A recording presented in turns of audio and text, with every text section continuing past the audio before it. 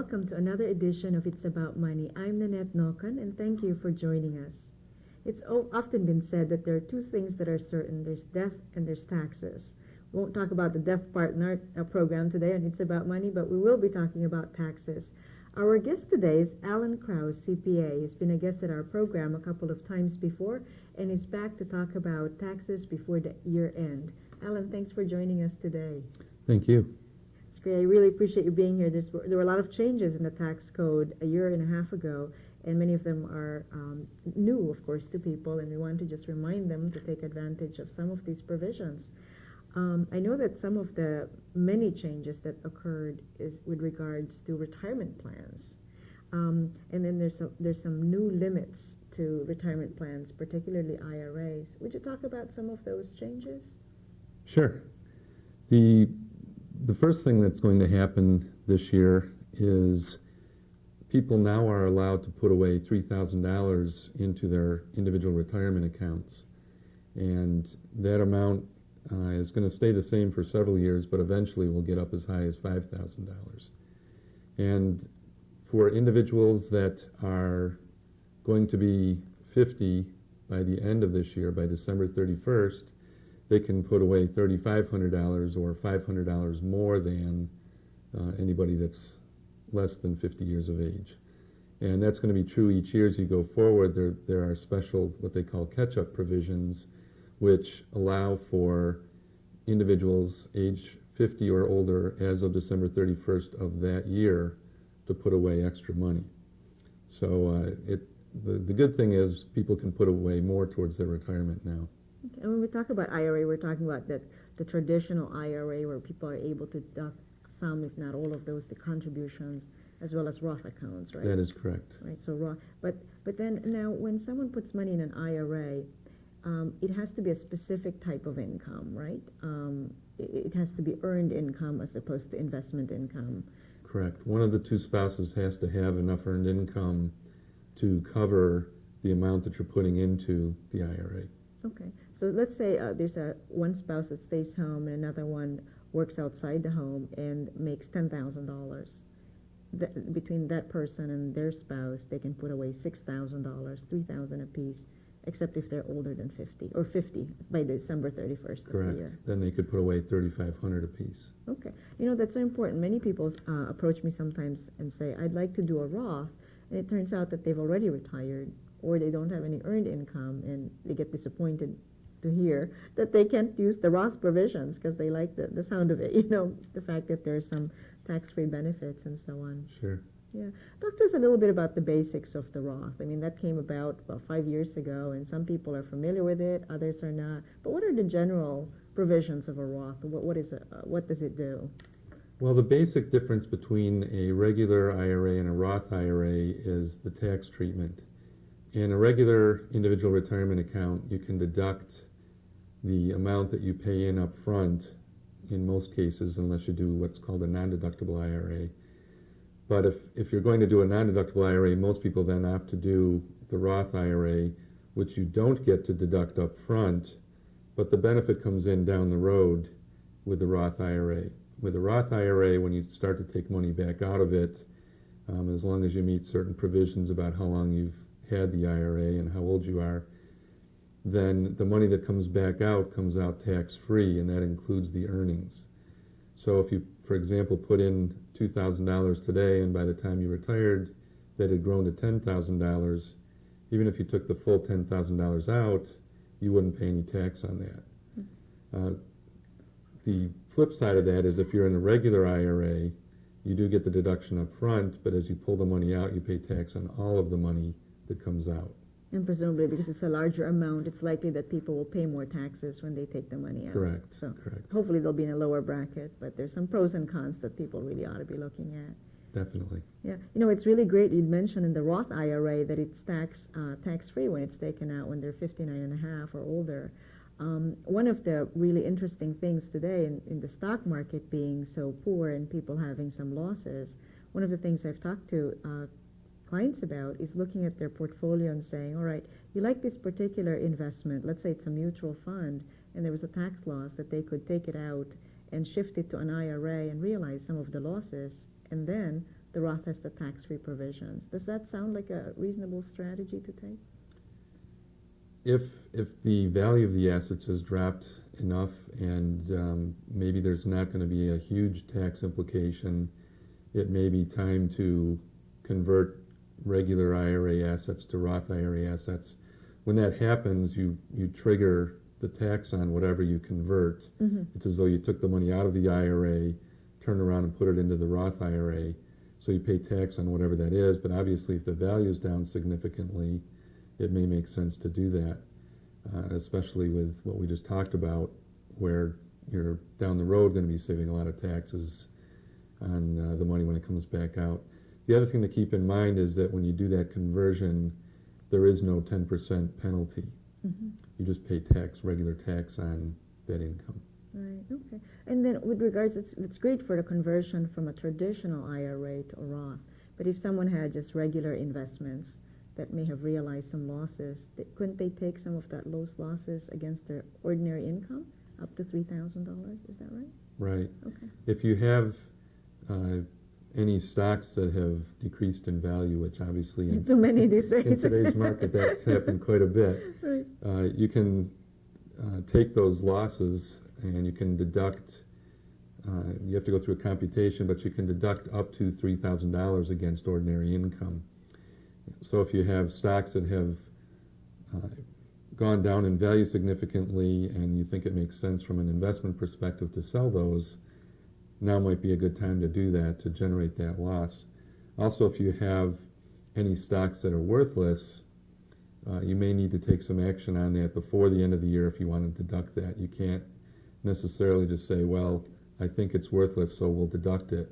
You may have to either try and sell it, or if the company's gone bankrupt, get some proof to that so that you can deduct it on your return.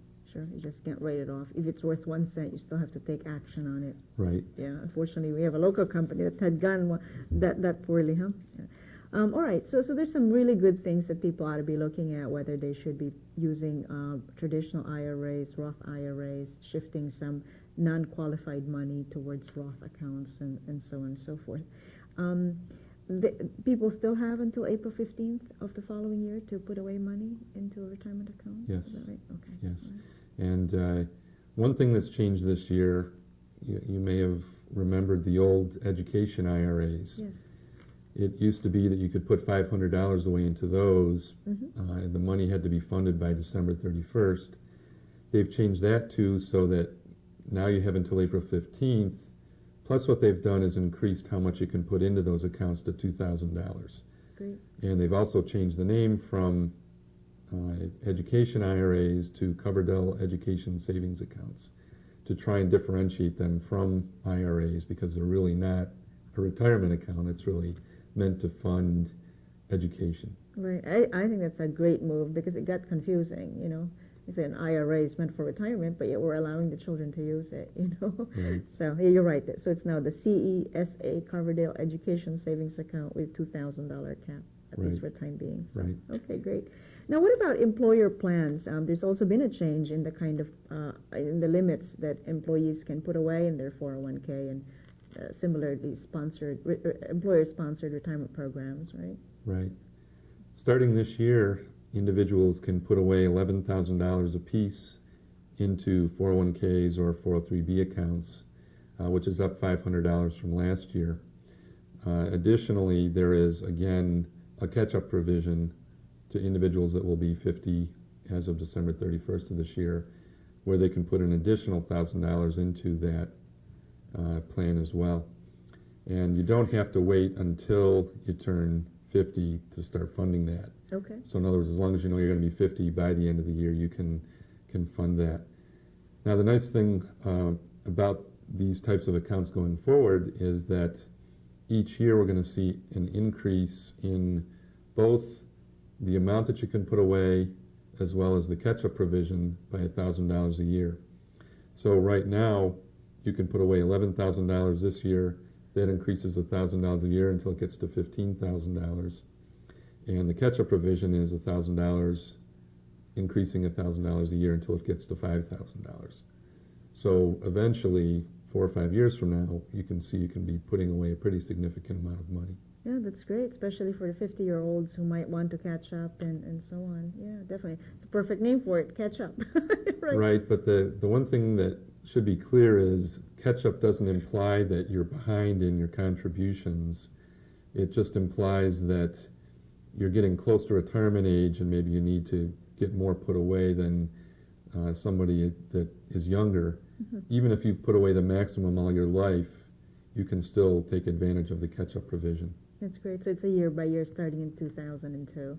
Correct. Right. So someone who's put away 11,000 already needs to make sure, and they're age 50 this year, needs to make sure that they have looked into the offer to catch up another $1,000. Right. Because I think some employers are even allowing you to put that $1,000 from one paycheck if people can afford to do that, which I think is nice. But Right. it's kind of tough for most people. It's better to even it out. Correct. And then next year it bumps up to 12,000, right? Correct. Okay. So as Alan said, $1,000 increase per year until we've reached the $15,000 limit, and then an additional contribution of $1,000 per year until we've reached the 5,000 catch-up. Yeah, that's great. Well, I'm glad I have to wait a little bit more for the catch-up, but it's nice to know that it's there. That's also the case, from what I understand, in simple plans, simple IRA plans, 457 plans, 403B plans, right? There's some changes within those. Right. All the plans have some catch-up provisions where you're allowed to put extra money in, as far as the simple plans. Also, if anybody's using a SEP plan, the rules for that changed pretty significantly this year, so you can put away up to 25% of salary or $40,000. So you can put quite a bit into a SEP plan this year as well. Yeah, so it's 25% or 40,000, whichever is lower or higher? Lower. Lower. Lower. Okay, thank you. So you could put up to 25% if you're self-employed and using a SEP IRA. And Right. That's really great. So something to consider for people to do. Also, from my understanding, is many plans had limited the contribution, say, to 15%, and many plans these days have lifted that 15% limit to allow people to make contributions closer to the maximum level. I think that in general, employers are realizing, and the government is realizing, that we need to look more at retirement accounts as a way to supplement, or really to support our retirement, knowing that Social Security is a small piece of the puzzle. Sure. Yeah, and actually for myself, Social Security is scheduled to go bankrupt when I'm 62. It's great timing. So I've got to make sure that retirement accounts are there, the Roths, the simple plans, and whatever other programs. And I think one of the nice things about that is if you've got a couple where someone is already putting the maximum level, and then the other person in the couple earns less money and was limited to, say, 15%, it was very difficult to contribute the maximum amount allowable. Now, with employers and the government allowing to put more money than the 15%, they might, between the two individuals in the couple, that they might be able to put away more dollar amounts, right? Right. So it's a nice incentive, without a doubt. Definitely. So actually, these days, with the stock market being so low, it's a great time to be buying more shares. I know it's tough to do, but we're not advising how you invest your money, obviously, at this point, because you have to consult with your own personal advisor and financial advisor and tax accountant and so on, to make sure that you're complying with the rules and your investments are appropriate for your own particular situation.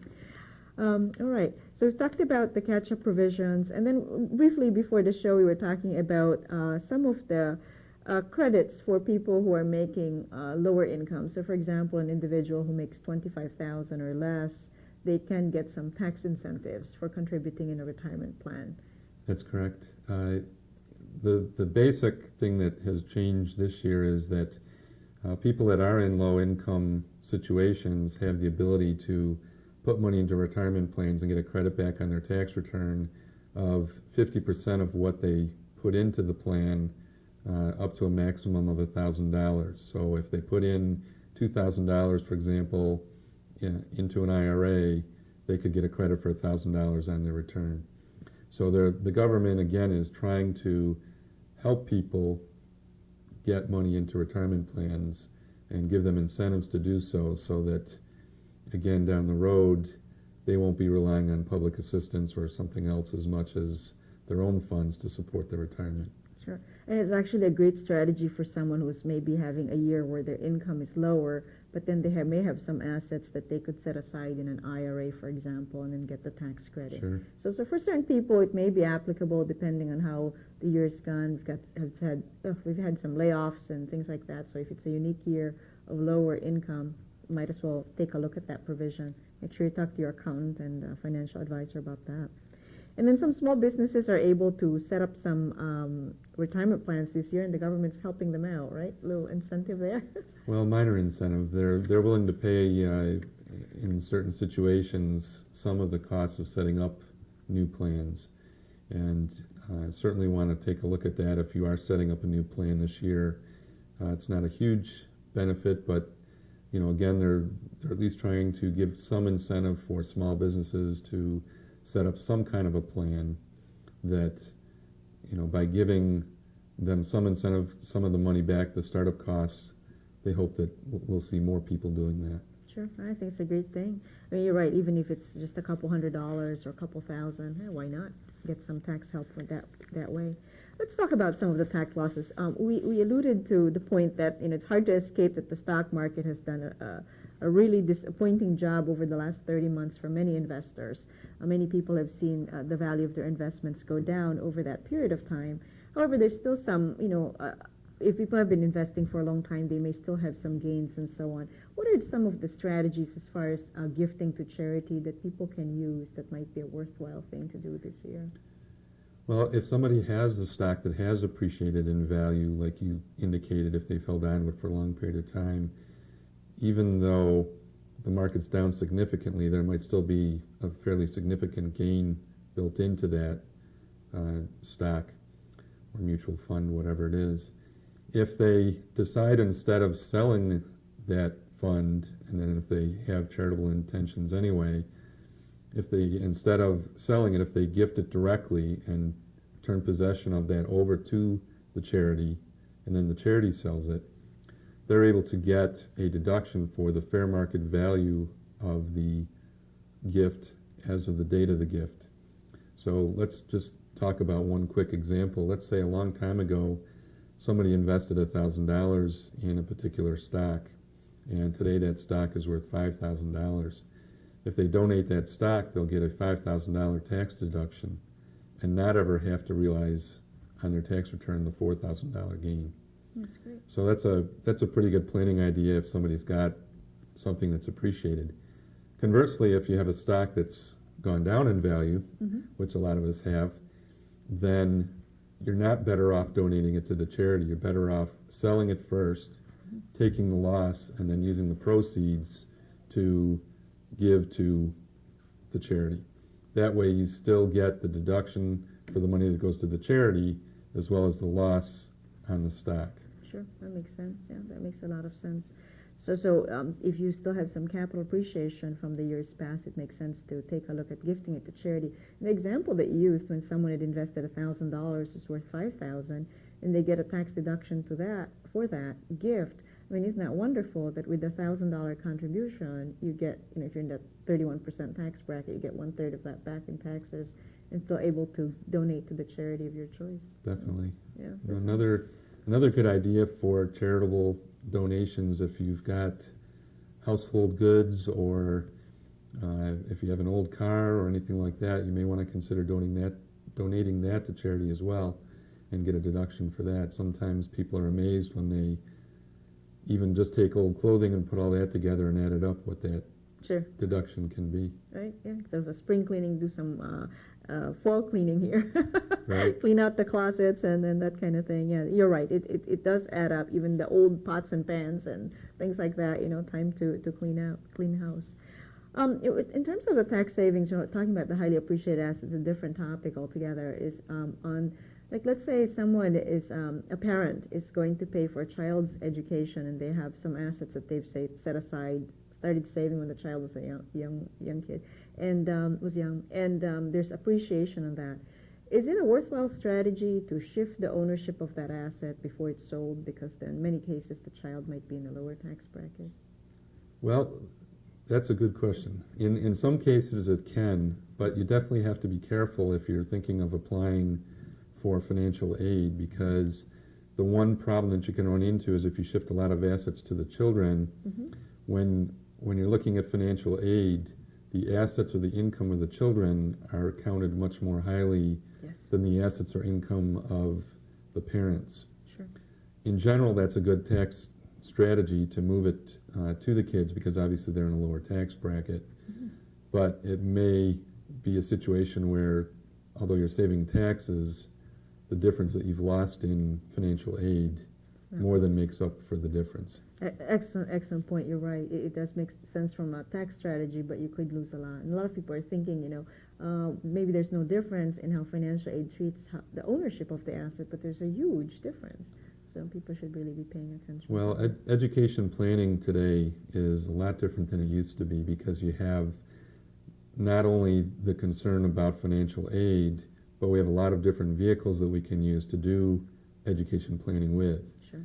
And that can be anything from the Coverdell ESA that we talked about earlier to the 529 plans that have been around for a while but have some better rules that came out this past year, to different types of credits, the Hope and Lifetime Learning credits, etc. So planning around all of those is definitely an important thing to do, and certainly would make sense for someone to be working with some kind of a financial advisor to do that. Sure, absolutely.